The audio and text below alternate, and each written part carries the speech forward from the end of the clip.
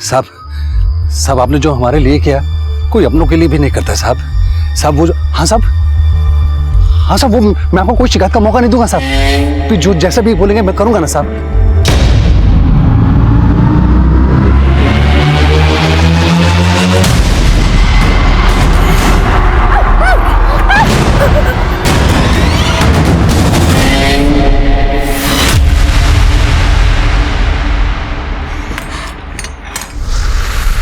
अरे relax chill. Hello. अरे हम प्रैक्टिस करते रहेंगे तो हो जाएगा। Practice makes a man perfect. देखिए इतनी मुश्किलों से तो हम आपके नजदीक आए हैं। अब आपका ये खेल कहीं हमें फिर से जुदा ना कर दे। अरे तो हम थोड़ा ना मरेंगे। अरे वो जो हमारे साथ आएगा ना वो मरेगा।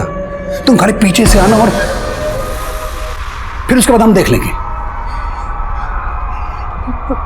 प्रभात जी नहीं हमें समझ नहीं आ रहा प्रभात जी। अरे बीमा के लिए किसी का मर्डर करना, हम इसमें आपका साथ नहीं दे सकते। हमसे नहीं हो सकता। हम ऐसा नहीं करेंगे तो हम रास्ते पे आ जाएंगे और तुम मेरी मदद नहीं करोगे तो कौन मदद करेगा मेरी।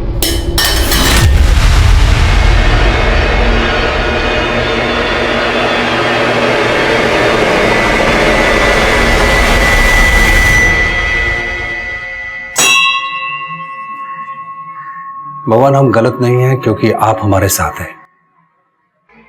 आप मेरे साथ हैं ना।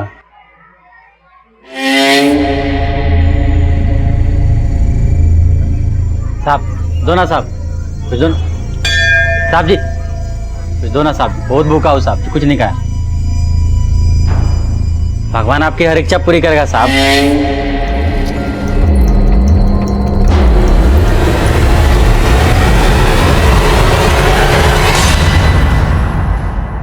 प्रॉब्लम सैंडल में नहीं है मैडम, एक नंबर का आइटम है। अब इतना आप हिलडुल के चलेंगे तो सैंडल तो टूटेगा ना madam. What do you mean by हिलडुल के चलना? मतलब what do you mean to say मुझे चलना नहीं आता है? एक तो रद्दी माल बेच रहे हो, ऊपर से मुझे अकड़ दिखा रहे हो। हाँ? Is he mad? मैडम इसका तरफ से हम सॉरी बोलते हैं। पर पापा पर बात कैसे कर रही है, आप देख रहे हैं ना। तुम चुप रहो एकदम।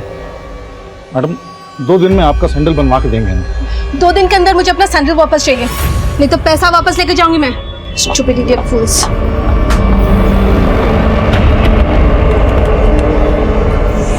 भैया जरा सोच समझाइए, कस्टमर से ऐसे बात करेगा, ये ऐसे पेश आएगा? तो बात समझा रहे हैं हमसे। सुबह से माथा खराब करके रखा इसने। आप खड़े क्या हो? चाय बोलो चाचा के लिए। घनश्याम जी भैया, जाओ जाके चाचा के चाय लेकर आओ। तुमको बोला ना, तुम लेके आओ। हाँ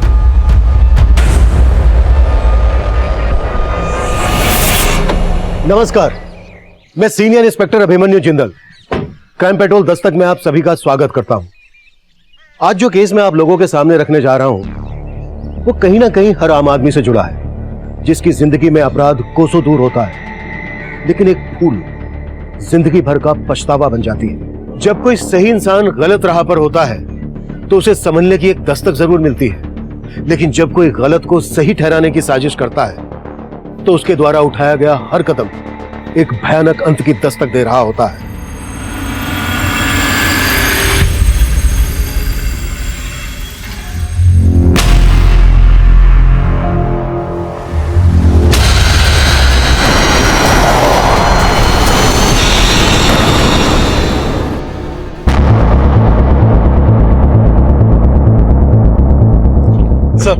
सर इस आदमी का एक्सीडेंट हुआ है। किसी ने कुछ विटनेस किया? किसने उड़ाया इसको? नहीं सर, किसी को कुछ भी मालूम नहीं। सर लोगों ने सुबह यहाँ इसकी लाश पड़ी हुई देखी। हो सकता है इसका एक्सीडेंट रात में हुआ हो। पांडे आसपास कोई सीसीटीवी? नहीं सर। इसके पास से कोई आईडी मिला? सर इसका ड्राइविंग लाइसेंस मिला है और ये आधार कार्ड। प्रभात जी, ये आप लोग क्या हो गए? प्रभात जी उठे ना, प्रभात जी।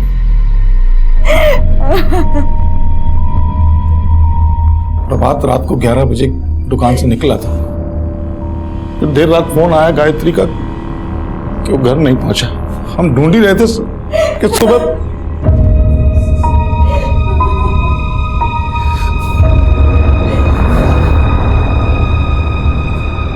देखिए, लग तो ऐसा रहा है कि हिट एंड रन का केस है। पोस्टमार्टम के बाद बॉडी आपको सौंप दी जाएगी।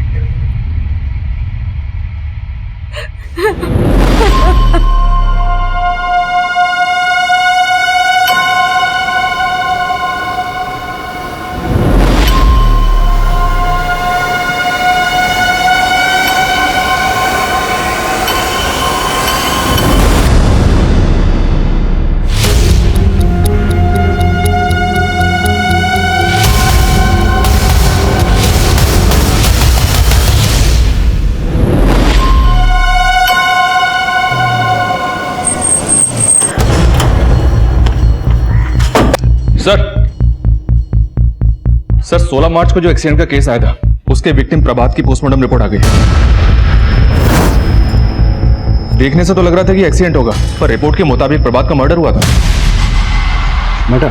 जी हाँ सर, बॉडी पर प्राइमरी इंपैक्ट पीठ पर है। शायद किसी व्हीकल ने डायरेक्टली प्रभात को पीछे से टक्कर मारी। अगर किसी व्हीकल ने प्रभात की पीठ पर डायरेक्ट टक्कर मारी है, मतलब प्रभात पैदल चल रहा होगा। और cause of death head injury है। पहले प्रभात के सर पर किसी ब्लंट चीज से वार किया गया और फिर उसके सर को टायर से क्रश कर दिया गया और फिर बाइक को वहीं गिराकर क्राइम सीन क्रिएट किया गया, क्योंकि सर उसकी बाइक पर ऐसा कोई डेंट नहीं मिला जो ये साबित कर सके कि किसी गाड़ी ने उसकी बाइक को पीछे से टक्कर मारी। मतलब प्रभात का मर्डर हुआ है और उसे एक्सीडेंट देने की कोशिश की गई है। सर, जिस प्रभात नाम के आदमी की लाश हमें राजनगर में मिली थी, उसका बड़ा भाई आया।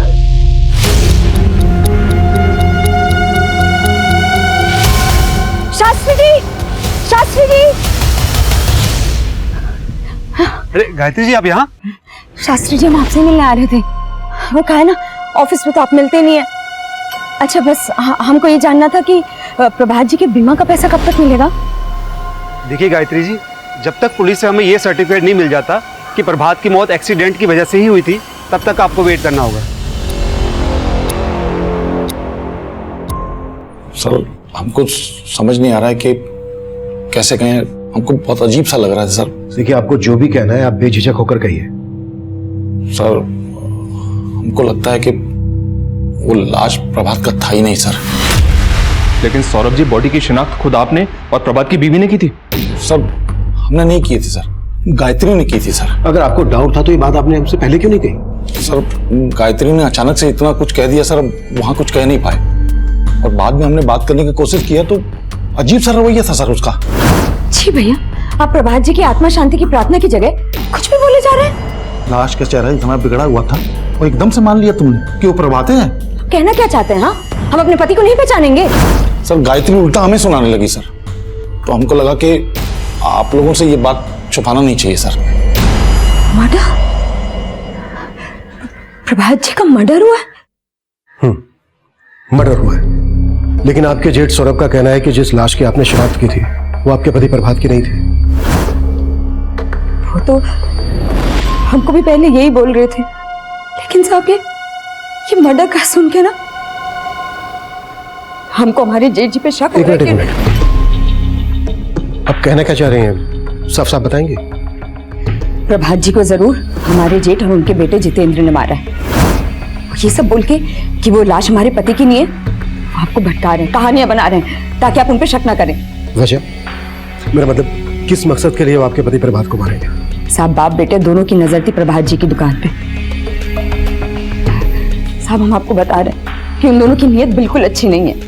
सर, ये नीयत में खोट निकाल के ये गायत्री को गेम कर रही है सर। हाँ साहब, हमें तो ये नहीं समझ में आ रहा कि चाची अचानक से हम पे ऐसा आरोप क्यों लगा रही है। हम बता रहे हैं सर, गायत्री कोई गेम कर रही है। सर, डेड बॉडी से जो कपड़े मिले थे वो प्रभात के ही थे और क्राइम सीन से जो बाइक मिली थी वो भी प्रभात की थी।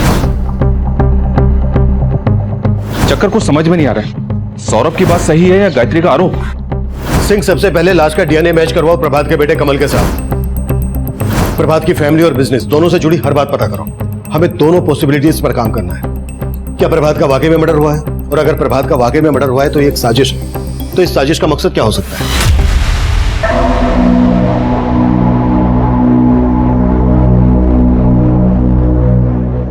दीदी, पानी। दीदी आप टूट जाओगी तो कैसे चलेगा? दीदी रो मत ना दीदी, सब ठीक हो जाएगा। दीदी आप रो मत। आप रो क्यों रहे हो? अरे कमल बेटा, मम्मी नहीं रो रही, वो मम्मी की ना आंख में कुछ चला गया था। तू ये बता, तू कानपुर चलेगा मामा के साथ? चलेगा ना? दीदी आप कानपुर चलो हमारे साथ। वैसे भी जीजा जी के नहीं हर्ष, हम नहीं जाएंगे, हमें अभी यहीं रहना होगा।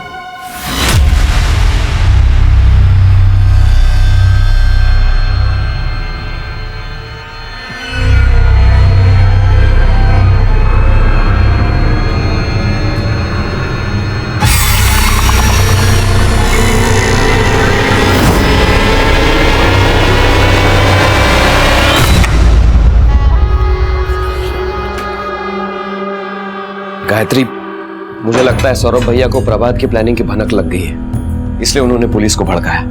हम भी बाप बेटे की सारी पुलपट्टी खोल दी पुलिस के सामने। हाँ, पर मामला और बिगड़ जाए। तुम इससे पहले इंश्योरेंस के 35 लाख निकाल लो। कैसे निकाले? वो लोग तो वो पुलिस से सर्टिफिकेट? हाँ, सर्टिफिकेट का इंतजार कर रहे हैं और इधर जेठ जी ने पुलिस को भड़का दिया है। इंश्योरेंस कंपनी में एक आदमी है हमारी पहचान का, कुछ ले दे के काम हो सकता है। अरे किसका फोन आ रहा है बार बार? अरे वो हमारे ऑफिस से एक फोन। इस विनायक ने भी ना लटका रखा है, क्या कर रहा है कुछ समझ नहीं आ रहा। अरे काय बच्चों का जूता लगा रखे हुए यहाँ पे, निकालो ये सब। यहाँ पे सिर्फ आज के बाद फॉर्मल शूज रहेगा, बता दे रहे हैं। लेकिन प्रभात साहब तो बोले थे कि अरे प्रभात सर बस करो प्रभात सर। चच्चा को धंधा करने नहीं आता था, अब धंधा कैसे होता है पापा बताएंगे तुमको। अपने बाप का माल समझे हो क्या? चल क्या रहा है यहाँ पे? नहीं हमें और आप यहाँ कैसे बैठे हुए हैं? क्यों? अब तुम बैठोगे गल्ले पे क्या? नहीं, हम नहीं बैठेंगे। घनश्याम तुम बैठोगे। इधर आओ घनश्याम, आज से तुम गल्ले पे बैठोगे और रोज हमें हिसाब दोगे, समझे तुम? जी जी भाई।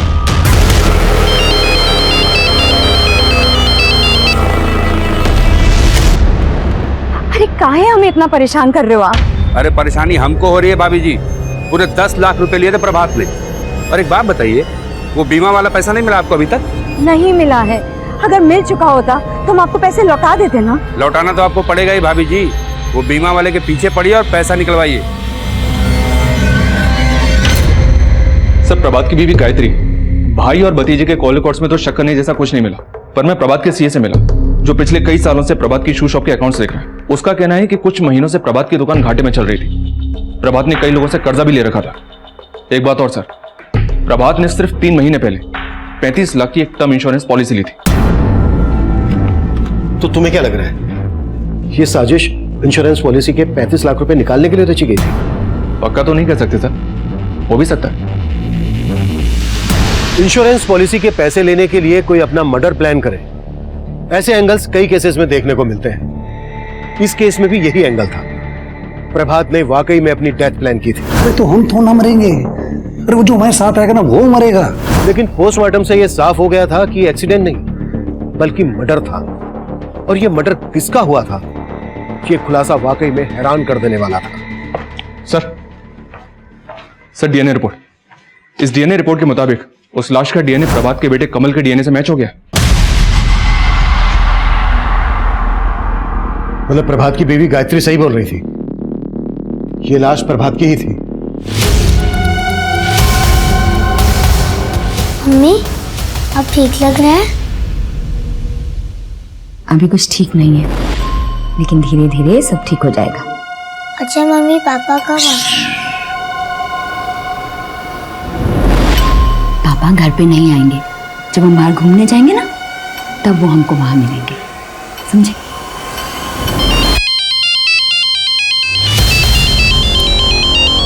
प्रेम,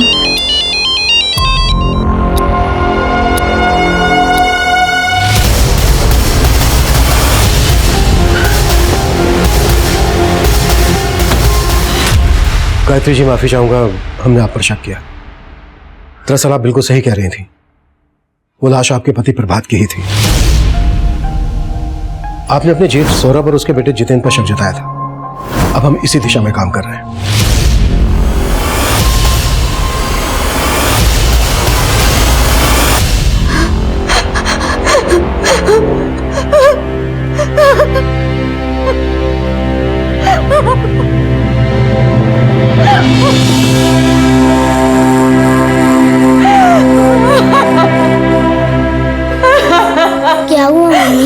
आप रो क्यों रही हैं? अब कोई भी नहीं है यहाँ।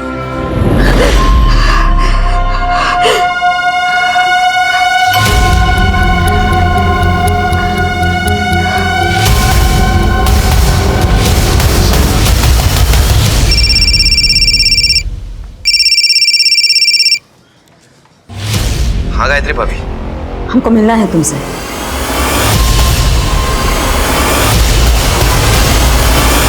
सिंह, अब हमारा फोकस क्लियर है। यह केस प्रभात की हत्या का ही है। अब हमें यह पता लगाना है कि प्रभात की हत्या के पीछे किसका और क्या मोटिव हो सकता है। फिलहाल सबसे बड़ा मोटिव तो सौरभ का ही दिख रहा है सर। इसके बेटे जितेंद्र के बारे में पता किया मैंने, एक नंबर का चर्सी। 6 महीने पहले प्रभात ने सौरभ और जितेंद्र को नौकरी दी, तभी से प्रभात की दुकान घाटे में जा रही थी, पता किया मैंने। हो सकता है सर दोनों बाप बेटे मिलकर दुकान में घपला कर रहे हो। इस बात का पता प्रभात को चल गया और दोनों ने मिलकर प्रभात का गेम बजा दिया। सिंह, एक काम करो, बुलाओ बाप बेटे को। सब जितेंद्र तिवारी, सन ऑफ सौरभ तिवारी, तुम दोनों का गेम ठीक से समझ में नहीं आ रहा है मेरे। तूने कहा कि वो लाश प्रभात की नहीं थी, जबकि वो लाश प्रभात की ही थी। तेरे कपड़े का सारा चिट्ठा है मेरे पास।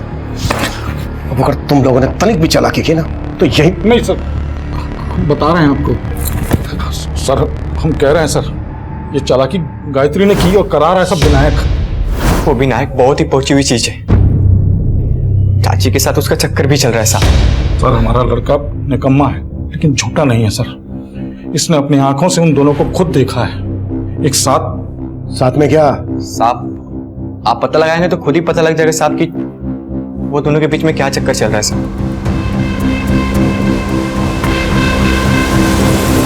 विनायक, अब सर से पानी ऊपर जा चुका है। अगर मुझे पता चला ना कि तुम मेरे साथ कोई गेम कर रहे हो तो तुम्हारे लिए बिल्कुल अच्छा नहीं होगा।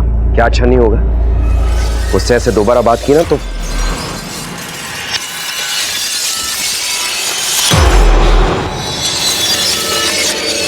गायत्री भाभी, हमें लग रहा है पुलिस झूठ बोल रही है।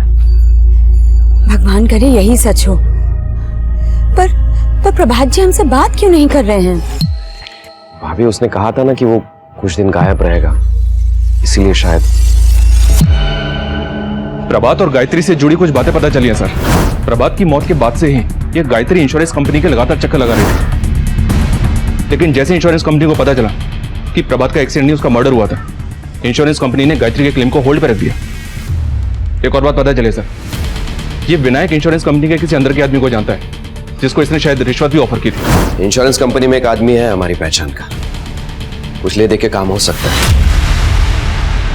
साले गल्ले पे बैठा है साला वो। चाची चाहे जो बोले, पर ये दुकान ना मेरा हमारा पप्पा का है। पगला गए हो क्या तुम? पगला गए हो? क्या पकड़ रहे हो? बकवास कर रहा है। तुम लोग उसका बात को दिल पे मत लेना, फालतू का बकता है। आप लोग बैठे हो, दिखाओ सामान। चल चल दिखाओ वहां पे। क्या कर रहे हो? ज्यादा चढ़ा लिए हो क्या? दिमाग को सही रखो, अपना पैर पे कुल्हाड़ी मत मारो। तो जानते नहीं पुलिस हमारा पीछा कर रही है। चलो चलो हमारे साथ चलो। जीवन, प्रभात साहब गलती की इन दोनों को यहाँ लाके। हमको तो लगता है कि उनको इन्हीं लोगों ने खत्म किया है।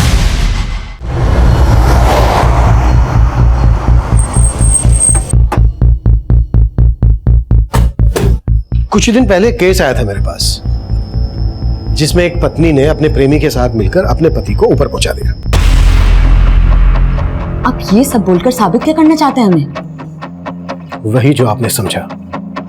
आपके और विनायक के बीच। देखिए, आप एक पतिव्रता पे शक करके ठीक नहीं कर रहे हैं। सर, प्रभात मेरा बहुत अच्छा दोस्त था, इसीलिए मैं गायत्री भाभी को मिलता रहता हूँ, और उनको यहाँ संभालने वाला भी कोई नहीं है। और गायत्री को संभालते संभालते ही तूने प्रभात का मजाक बना के रख दिया आपने प्रभात जी की मौत का। पहले बोले कि बॉडी उनकी नहीं है, फिर आके बोले कि बॉडी उन्हीं की है, और अब आप सोच रहे हैं कि हम खुद ही मार दिए अपने पति को। अगर नहीं तो प्रभात की मौत के तुरंत बाद इंश्योरेंस पॉलिसी के पैसे लेने की इतनी जल्दी क्या थी आपको? अगर पॉलिसी के पैसे जल्दी मिल गए होते ना तो आप और विनायक कभी के रफू चक्कर हो गए होते। आप कुछ भी सोच रहे हैं सर। ए विनायक, चुप बिल्कुल। इंश्योरेंस का पैसा लेने के लिए जो हथकंडे तू अपना रहा है ना, वो सब पता है मैं। कैसे हथकंडे सर? मैं तो बस चाहता था कि गायत्री भाभी को इंश्योरेंस के पैसे जल्द से जल्द मिल जाए। आपको उसकी फाइनेंशियल हालत का अंदाजा भी है? अंदाजा है हमें और सब समझ भी रहे हैं। सब गलत समझ रहे साहब, आप सब गलत समझ रहे। एक तरफ आप पीछे पड़े और दूसरी तरफ वो प्रेम हमारे पीछे पड़ा रहता है। प्रेम? ये प्रेम कौन है? जी वो प्रभात जी ने 10 लाख रुपए ब्याज पर लिए थे प्रेम से। उनकी मौत के बाद उस प्रेम ने जीना आराम कर दिया हमारा। लौटाना तो आपको पड़ेगा ही भाभी जी। वो बीमा वाले के पीछे पड़िए और पैसा निकलवाइए।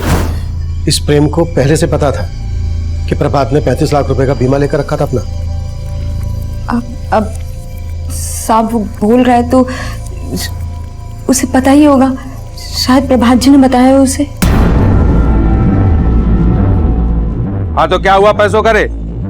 हैं? पकड़ो इसे। एक मिनट जबरदस्ती उठवा लाया आप हमको यहाँ पे। अरे सर ये तरीका है क्या? सीधा मुद्दे पे आ, मुद्दे पे। सर माना कि प्रभात पैसे देने की स्थिति में नहीं था, लेकिन हमने कभी उसको धमकी नहीं दी सर। सीधा मार दिया। लेनदार को मार के हम अपना पैसा डुबवाएंगे सर। तुझे पहले से पता था ना कि प्रभात की 35 लाख रुपए की इंश्योरेंस पॉलिसी थी। उसके मरने के बाद वो 35 लाख रुपए उसकी बीवी को मिलते। तो उन्हीं पैसों में से तू अपने 10 लाख रुपए वसूल करने की सोच रहा है उसकी बीवी से।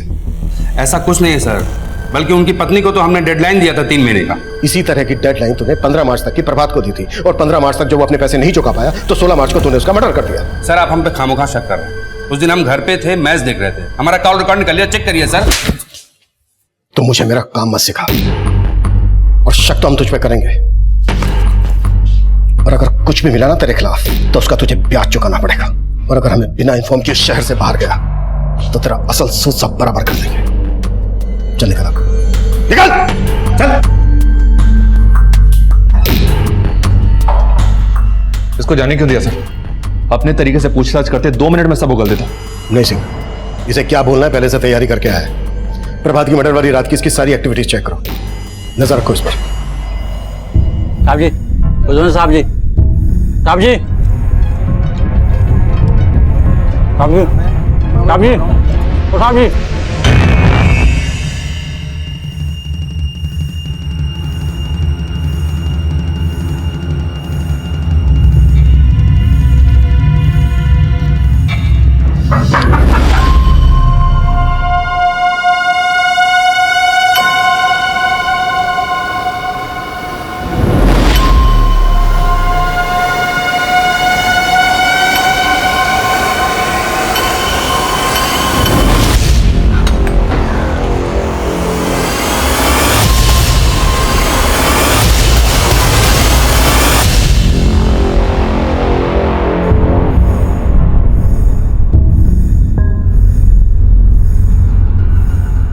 सर दुकान के एक सप्लायर का पेमेंट करना था, तो सुबह दुकान जाने से पहले हम गायत्री के पास पेमेंट का बात करने गए सर।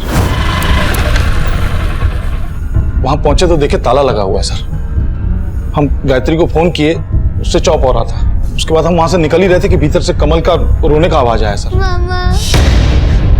हम पड़ोसी को सबको इकट्ठा किए और ताला तोड़ दिया सर।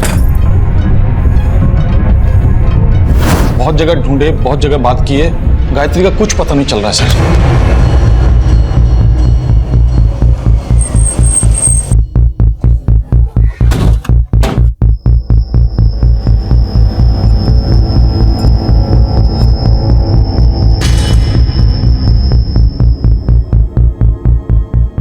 कमल बेटा एक बात बताओ, रात को मम्मी से कोई मिलने आया था? आपने कुछ देखा, कुछ सुना? मम्मी ने हमें रात को ही सुला दिया था और जब हम सुबह उठे तो मम्मी नहीं मिलती। मम्मी कहाँ है? सर अंदर रूम में ये कुछ डॉक्यूमेंट्स मिले हैं सर। ये तो प्रभात के इंश्योरेंस के पेपर है। सर घर में कुछ भी सस्पिशियस नहीं मिला है, लेकिन सर गायत्री इस तरह से अपने बेटे को घर में बंद करके कहीं गायब हो जाएगी, चक्कर समझ में नहीं आ रहा है। सिंह, ये विनायक और गायत्री की चाल भी हो सकती है। शायद गायत्री अपने बेटे कमल को घर पर छोड़कर इसलिए गायब हुई होगी ताकि हमें लगे कि गायत्री खुद से गायब नहीं हुई है, बल्कि किसी ने उसे गायब किया है। सिंह, पड़ोसी से पूछताछ कर।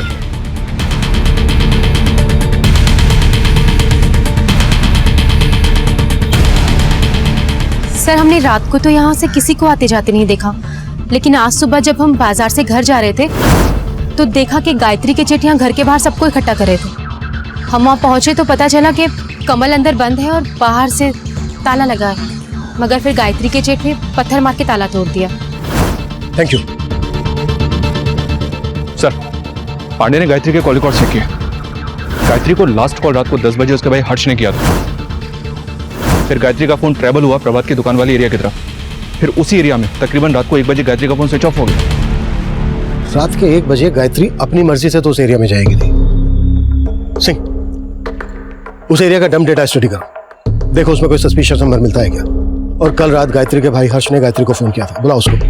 तब तक सौरभ से बात करते हैं। सर आप हम पे शक कर रहे हैं, हम आपकी मदद कर रहे हैं सर। हम बच्चे को लेके आपके पास आए और आप बताइए सर, रात को 1 बजे हम दुकान पे क्या करेंगे? हम टाइम से सो जाते हैं, चाहे तो पता कर लीजिए आप। हमें क्या क्या पता करना है और क्या क्या नहीं करना है वो हम पता कर लेंगे। फिलहाल हमें यह पता है कि गायत्री का फोन दुकान वाले एरिया में रात के 1 बजे तक एक्टिव था। तुम उसी दुकान पे काम करते हो ना? हाँ सर काम करते हैं, लेकिन 24 घंटे वहां थोड़ी रहते हैं सर। वो जीवन और घनश्याम रात को वहीं सोते हैं सर। अगर गायत्री रात को 1 बजे गई होगी तो उनसे जरूर मिली होगी सर, पता करिए सर आप। सर ये सौरभ अपना बैकअप प्लान तैयार रखता है, लेकिन यह भी तो हो सकता है कि इस बार ये सच बोल रहा हो। इन जीवन और घनश्याम को उठा लाओ। सर गायत्री का भाई हर्ष आ गया है। सर हमारी दीदी कमल को रात को अकेला छोड़ के कहीं जा ही नहीं सकती सर। आप पता तो कीजिए, जरूर कोई गेम कर रहा है। तुम्हारी दीदी को कल रात 10:15 बजे तुमने फोन किया था, तब कहाँ थे तुम?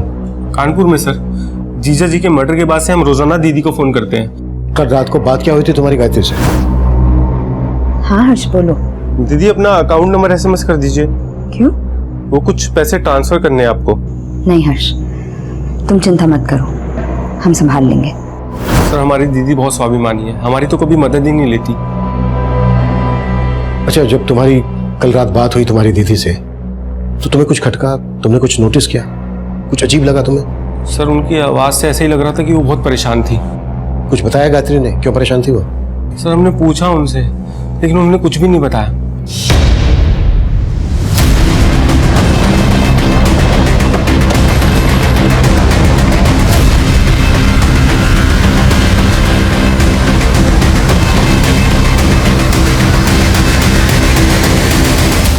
सब दुकान तो रात को 11 बजे बंद हो जाती है, इतनी रात को गायत्री भाभी वहां क्यों आएंगी?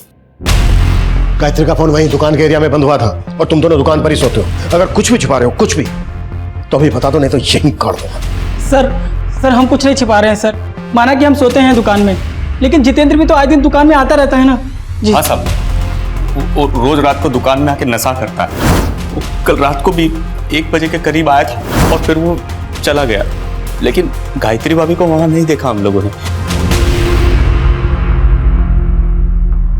सर गायत्री के घर के आसपास के एरिया का डम डेटा चेक किया। जिस रात गायत्री गायब हुई तब वहां विनायक का नंबर एक्टिव था और विनायक के नंबर से प्रभात के नाम पे रजिस्टर्ड एक दूसरे नंबर पे कॉल किया गया था। प्रभात का दूसरा नंबर? जी हाँ सर, यह नंबर चेन्नई में एक्टिव था लेकिन अब बंद है। चेन्नई में प्रभात का दूसरा नंबर कौन यूज कर रहा होगा? पता नहीं सर, कहानी को समझ में नहीं आ रही। सब समझ में आएगा सिंह।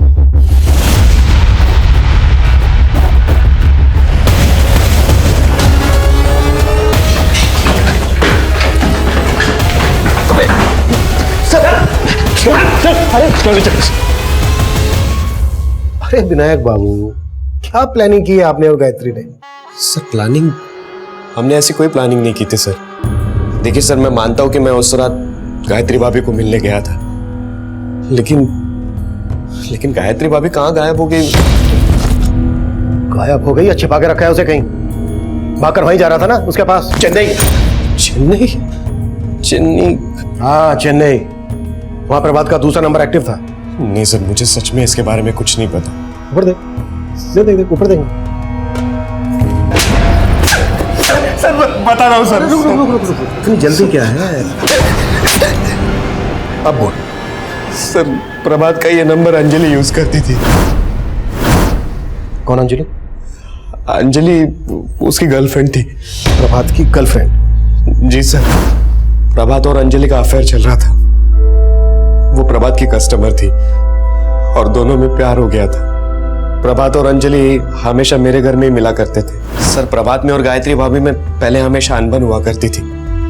अंजलि को पाने के लिए उसने फिर से गायत्री भाभी से रिश्ता सुधारना शुरू कर दिया और इसीलिए उसने अपना फेक डेथ प्लान कर दिया। Fake death? मेरी जगह कोई और मरेगा और इंश्योरेंस के पैसे पाने के लिए मुझे गायत्री को अपने फेवर में करना पड़ेगा। अंजलि तुझे इतनी पसंद है तो तू गायत्री भाभी से डिवोर्स ले ले। अरे तेरा दिमाग खराब है? सर से लेकर पैर तक मैं कर्जे पे डूबा पड़ा हूँ यार। मैंने सब सोच लिया है। मेरी फेक डेथ के बाद तुझे गायत्री को इंश्योरेंस के पैसे दिलवाने में मदद करनी पड़ेगी। सर वो अंजलि के प्यार में इतना पागल हो गया था कि दूसरे की लाश को अपनी लाश साबित करने का प्लान कर चुका था। दूसरा कौन? सर इसके अलावा मुझे कुछ नहीं मालूम सर। हाँ लेकिन उसने किसी को तो टारगेट किया था जिसका वो शायद मर्डर करने वाला था, लेकिन जब पता चला कि प्रभात का ही मर्डर हो गया तो कुछ समझ में नहीं आया। वहाँ चेन्नई में अंजलि प्रभात का इंतजार कर रही थी। विनायक मैं तुम्हें कब से कॉल कर रही हूँ, तुम मेरा फोन क्यों नहीं पिक कर रहे हो? और इधर मैं गायत्री भाभी को इंश्योरेंस के पैसे दिलवाने में मदद कर रहा था। इंश्योरेंस कंपनी में एक आदमी है हमारी पहचान का, कुछ ले दे के काम हो सकता है। कल रात गायत्री से मिलने क्यों गया था उसके घर? वो तो गायत्री भाभी ने खुद फोन करके बुलाया था। सर गायत्री भाभी रोजाना प्रभात के बारे में पूछती थी। उस रात भी उन्होंने प्रभात के बारे में ही पूछने के लिए बुलाया था। तुम बोले थे कि पुलिस झूठ बोल रही है कि प्रभात जी का मर्डर हुआ है। तो अगर प्रभात जी का मर्डर नहीं हुआ है तो प्रभात जी का है? भाभी हमें नहीं पता। नहीं पता मतलब? हाँ हमें तो लग रहा है कि पुलिस जो कह रही है शायद वही सच हो।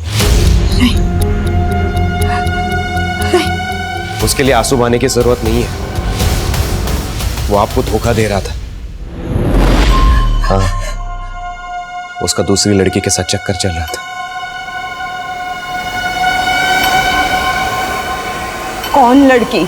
सर उस रात गायत्री भाभी ने अंजलि के बारे में पूछा और हमें जबरदस्ती अंजलि को फोन करवाया। सर गायत्री भाभी की आवाज सुनते अंजलि ने फोन कट कर दिया। उसके बाद मैं वहां से चला गया। मुझे नहीं पता सर उसके बाद क्या हुआ और गायत्री भाभी कहाँ है और प्रभात को किसने मारा। अंजलि का कोई फोटो है तेरे पास? हाँ sir social media messenger DP में उसका फोटो है सर। सर हाईवे के पास एक औरत की लाश मिली।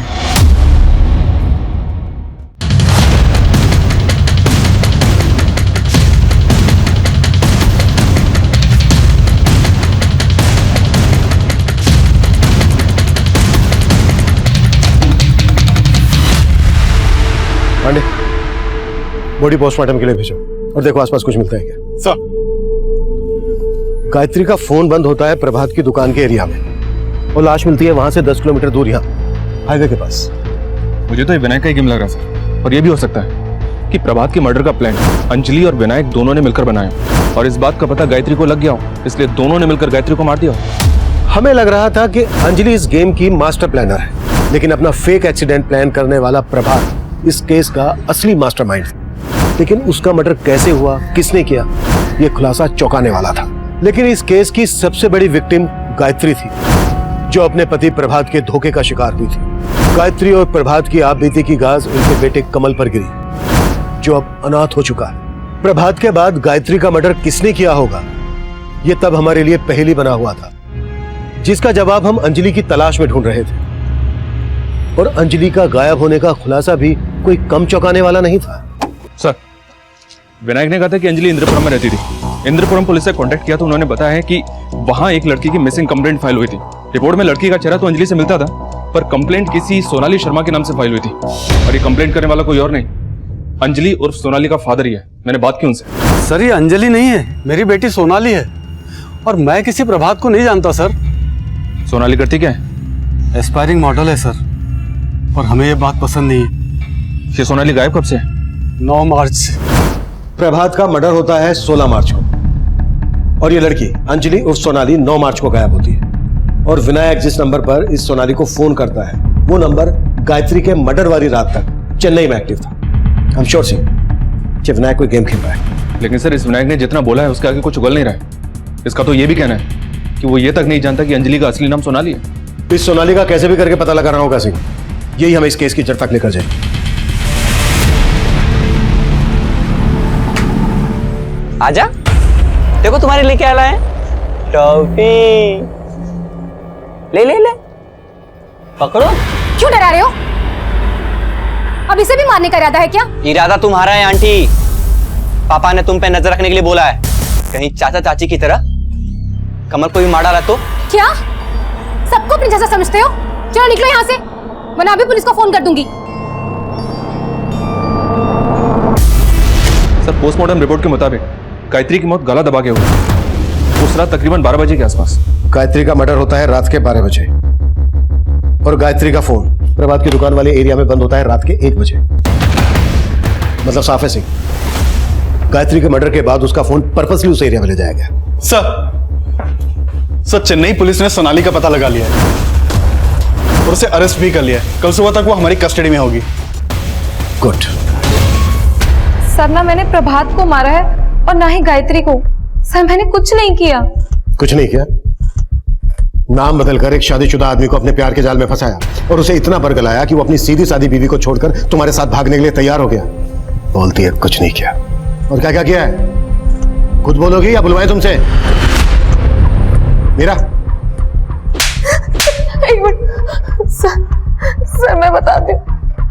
सर, ये सब मैंने अपनी मर्जी से नहीं किया। मुझे हर्ष ने बोला था उसके जीजा जी को फंसाने के लिए।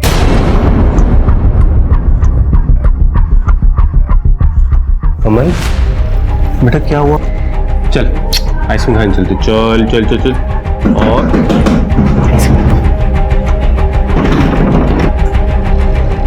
सर, हमारा और सोनाली का अफेयर बहुत पहले से था। हमने इस सोनाली को बताया था कि हमारे जीजा जी गाजियाबाद में रहते हैं। और सर, प्रभात के शॉप में अक्सर जाया करती थी। प्रभात जिस तरह मेरे साथ पेश आता था, मुझे लग रहा था कि वो मेरे साथ फ्लर्ट कर रहा है। और जब मुझे पता चला कि प्रभात हर्ष की जीजा है, तो वो प्लान हर्ष ने ही बनाया था। कैसा प्लान? कैसा प्लान? हमें लगता था कि हमारे जीजा के पास बहुत पैसा है, हमें पैसे की जरूरत थी सर। और सोनाली को भी हमारे कहने पे सोनाली ने हमारे जीजा से अफेयर शुरू कर दिया। वाकई में आपका कलेक्शन बहुत अच्छा है। Thank you very much. You welcome. आते रहिएगा। या श्योर।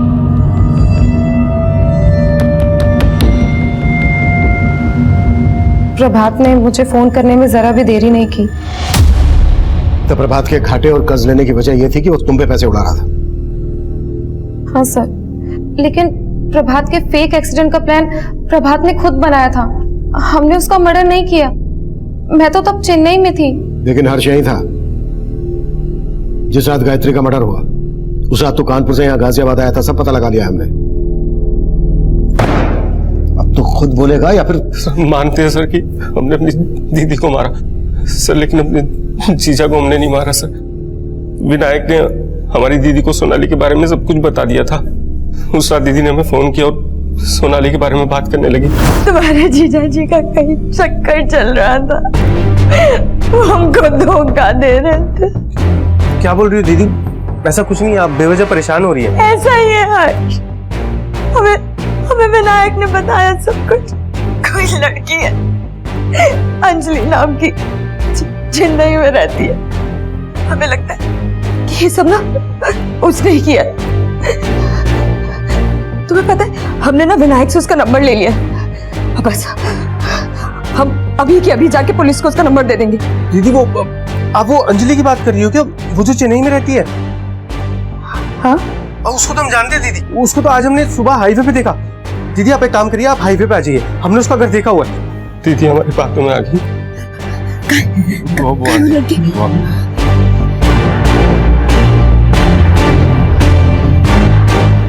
हर्ष, तो एकदम अंधेरा जंगल है, वो लड़की का है। हर्ष, सॉरी दीदी। सॉरी क्यों?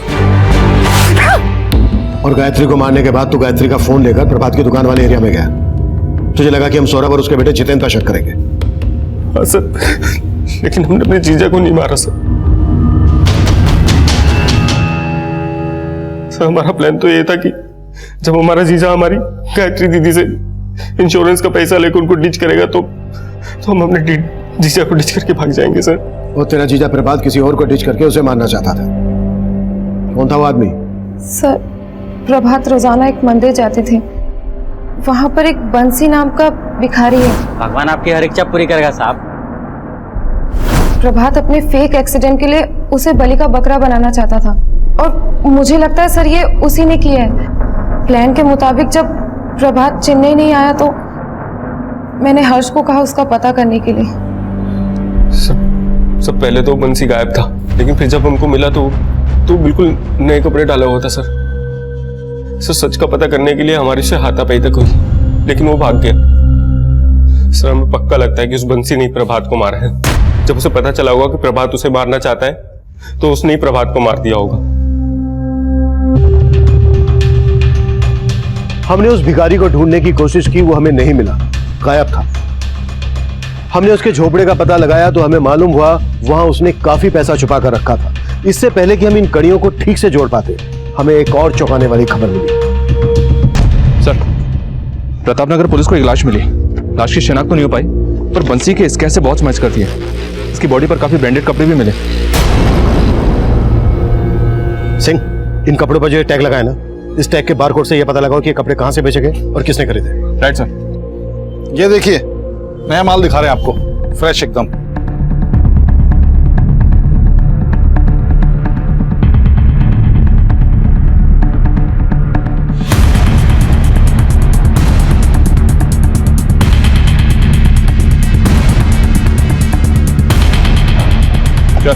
अरे सर, मुझे कहाँ ले जा रहे? मैंने क्या किया सर? बंसी के लिए कपड़े तूने खरीदे थे ना? बंसी? तुम सर, लेकिन सर आप लोग क्या कर रहे हैं? हमें कुछ समझ में नहीं आ रहा है। सीसीटीवी में बंसी के लिए कपड़े खरीदता हुआ दिखा है तो? सर कौन से कपड़े सर? हमने नहीं खरीदे। ऊपर दे। सर सर सर सर बताते हैं सर, मारिए मत, बताते हैं। हमने ही मारा है बंसी को, क्योंकि बंसी ही जानता था कि हमने प्रभात भैया का भी खून किया था। प्रभात को क्यों मारा? प्रभात भैया के गले से पैसे उस जितेंद्र ने चुराए और उन्होंने हम पर शक किया। लेकिन भैया हमने चोरी नहीं की भैया। साला जिस थाली में खाना खाता उसे तो मैं भैया हमने नहीं चोरी की। भैया आप पीछे मत आओ, तू निकल यहाँ से। सर प्रभात भैया को उस समय तो यकीन नहीं हो रहा था। उन्हें उनकी गलती का एहसास हुआ और उन्होंने फिर से मुझे काम पर बुला लिया। जीवन, आई एम सॉरी भाई। वो बस कीजिए ना भैया, हम तो हमेशा आपको अपना बड़ा भैया ही मानते हैं। मैं अपनी बेइज्जती भूला नहीं था। प्रभात भैया को लगता था कि मैं उनके लिए कुछ भी कर सकता हूँ, इसलिए उन्होंने उस नकली एक्सीडेंट के प्लान में मुझे शामिल किया। प्रभात भैया ने मुझे कहा था कि वो बंसी को रास्ते पर लाएंगे और उसको टेम्पो के नीचे धक्का दे देंगे और मुझे उसे कुचलना था। प्रभात भैया का प्लान था कि बंसी के मर्डर को एक्सीडेंट दिखाया जाए, लेकिन मैंने प्रभात भैया के मर्डर को ही एक्सीडेंट दिखा दिया। Sir, sir. बचा तो तू अब भी नहीं। बुरे काम का अंत हमेशा बुरा ही होता है, ये हम सब जानते हैं। अगर प्रभात ने उस वक्त गायत्री द्वारा दी गई दस्तक को महसूस किया होता, पीछे हट गया होता, तो शायद अंत इतना बुरा नहीं होता। दस्तक गायत्री को भी मिली थी। उसके पति का उसके साथ बर्ताव अच्छा नहीं था। अचानक से उसके पति का बर्ताव उसके साथ अच्छा हो जाना, इंश्योरेंस पॉलिसी के पैसे लेने के लिए षड्यंत्र रचना। लेकिन गायत्री इस दस्तक को महसूस नहीं कर पाई और गायत्री के साथ साथ इसका खामियाजा उसके बेटे कमल को भी उठाना पड़ा। कमल हमेशा के लिए अनाथ हो गया। अब मैं सीनियर इंस्पेक्टर अभिमन्यु जिंदल आपसे विदा लेता हूं। आपसे फिर मुलाकात होगी एक नए केस के साथ। देखते रहिए क्राइम पेट्रोल दस्तक। मकसद बताना नहीं, बचाना है। सर, एक नए केस की फाइल आई है।